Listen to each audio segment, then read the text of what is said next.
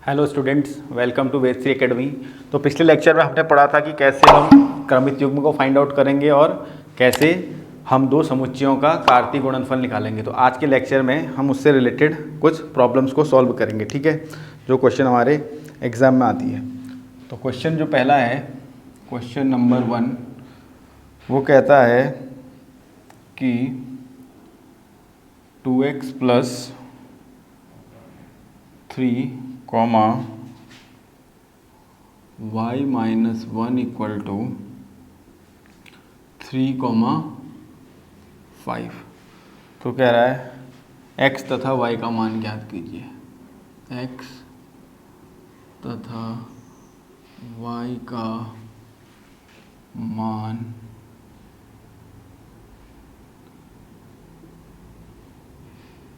ज्ञात कीजिए। ठीक हो गया। तो इस क्वेश्चन में हमें कुछ नहीं करना है। हमें क्या दिया है, एक ऑर्डर्ड पे क्रमित युग्म दिया है और उस क्रमित युग्म की हेल्प से हमें क्या करना है, x और y की वैल्यू को फाइंड आउट करना है। तो जो चीज़ हमें दी है उसको हम ऐसे ही लिख देते हैं, 2x + 3, y - 1 = 3, 5। तो जब हम कंपेयर करेंगे तो ये वाला इससे कंपेयर होगा और ये वाला इससे कंपेयर होगा। तो ये क्या बनेगा, 2x + 3 = 3। तो 2x = इसको ले जाएंगे तो 3 - 3 हो जाएगा। तो 2x कितना हो जाएगा, 0 हो जाएगा। तो x कितना हो जाएगा, 0। ऐसे ही y - 1 = 5 हो जाएगा। तो यहाँ से y कितना आ जाएगा, 6 आ जाएगा। तो मेरे पास जो x, y की जो वैल्यू आ जाएगी वो आ जाएगी 0,6। तो ये इसका आंसर हो जाएगा। ठीक है, कुछ नहीं करना था हमें, दो क्रमित युग्म को सॉल्व करके x और y की वैल्यू निकालनी थी। ऐसा ही क्वेश्चन सेम बिल्कुल ऐसा ही है। दूसरा कहता है कि x, 2y - 1 = y,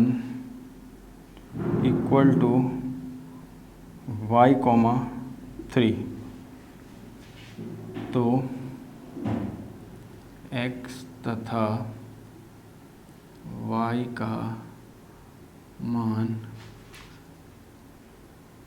ज्ञात करो। ठीक हो गया। अगेन ऑर्डर्ड पेयर वाला क्वेश्चन है, तो इसका सोल्यूशन जो चीज़ हमें पहले दी है उसको ऐसे ही लिख लेते हैं, x, 2y - 1 = 3, ये दिया है। अगेन क्रमित युग्म में है तो ये इससे रिलेशन में होगा और इसका रिलेशन इससे होगा। तो क्या बन जाएगा, एक तो बन जाएगा x = y और दूसरा हमारे पास आ जाएगा 2y - 1 = 3। तो इसको ले जाएंगे तो 2y = कितना हो जाएगा, 4 हो जाएगा और y = 2 हो जाएगा। तो यहाँ पर x = 2 है तो x भी कितना हो जाएगा, 2 हो जाएगा। तो मेरे पास जो ऑर्डर्ड पेयर निकल के आएगा x, y, वो कितना आएगा, 2,2।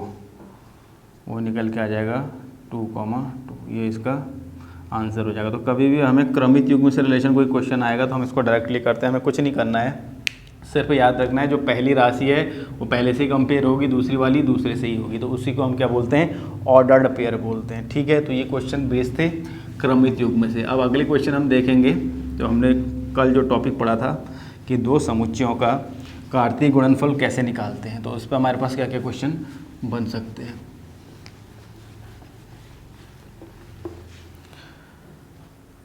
ठीक, क्वेश्चन इसका अगर करते हैं, क्वेश्चन नंबर 1 क्या कहता है कि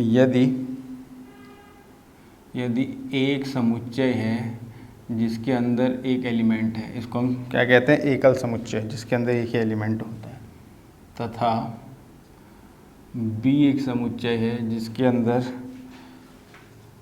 जो अवयव हैं 1, 2, 3। तो A क्रॉस B ज्ञात कीजिए कह रहा है। तो A cross B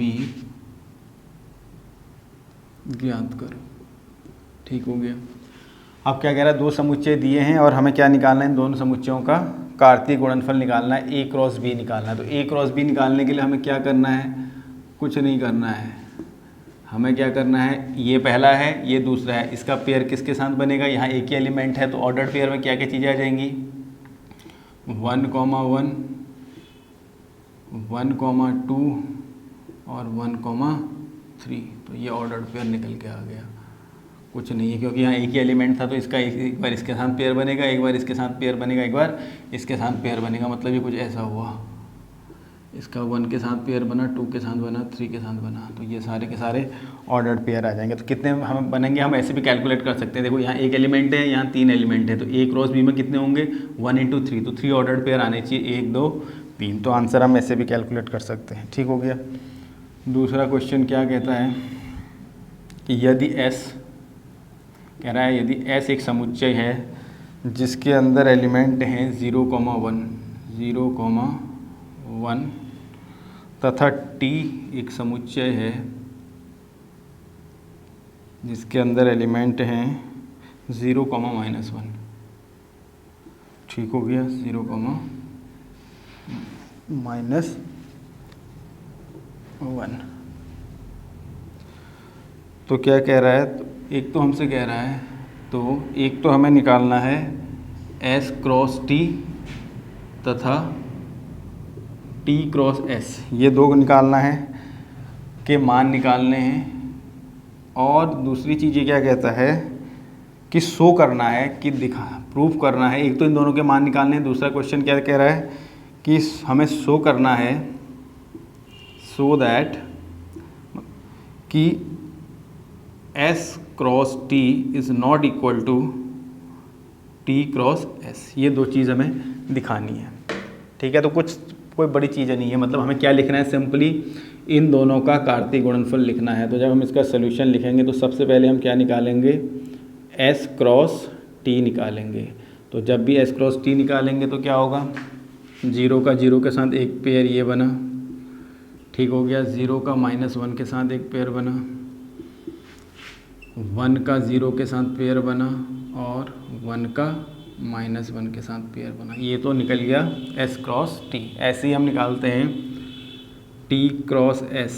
T cross S निकालेंगे तो अब क्या हो जाएगा, उसके ये उल्टा हो जाएगा, यानी कि ये पहला हो जाएगा, ये दूसरा हो जाएगा। तो क्या बनेगा, 0,0 पहला बनेगा, ठीक हो गया। 0,1 बनेगा, और उसके बाद -1,0 बनेगा, और -1,1 बनेगा। ये ऑर्डर्ड पेयर, ये दो हमने निकाल दिया। मान निकालो कह रहा था, S क्रॉस T और T क्रॉस S के मान ये हमने निकाल दिए। ये पहले वाले का आंसर हो गया, ये दूसरे वाले का आंसर हो गया।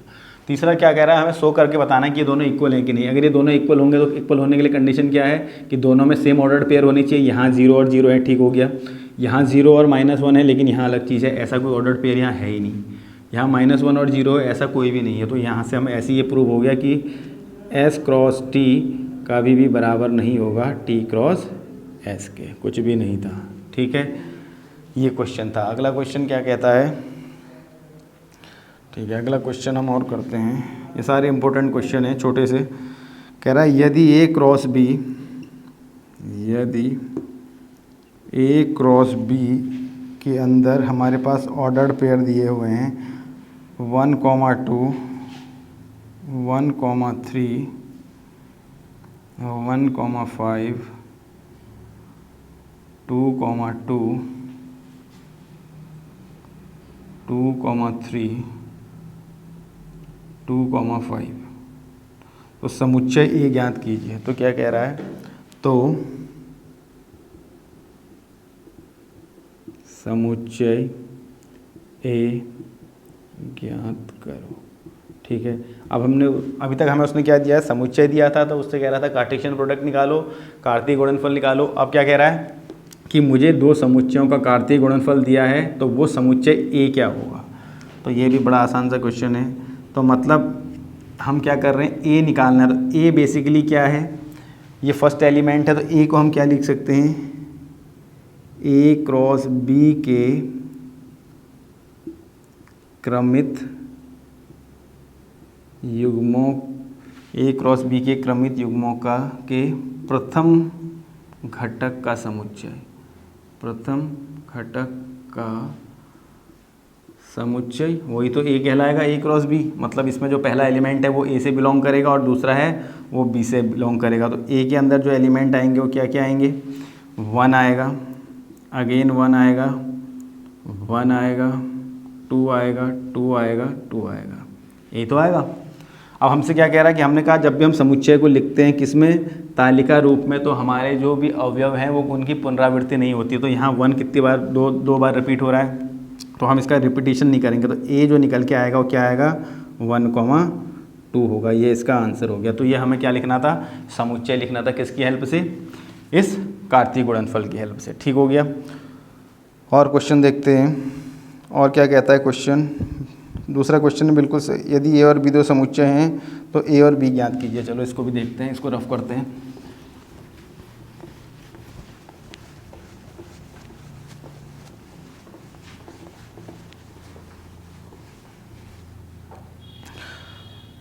क्वेश्चन अगला कहता है कि यदि ए और बी दो समुच्चय हों, यदि ए तथा बी दो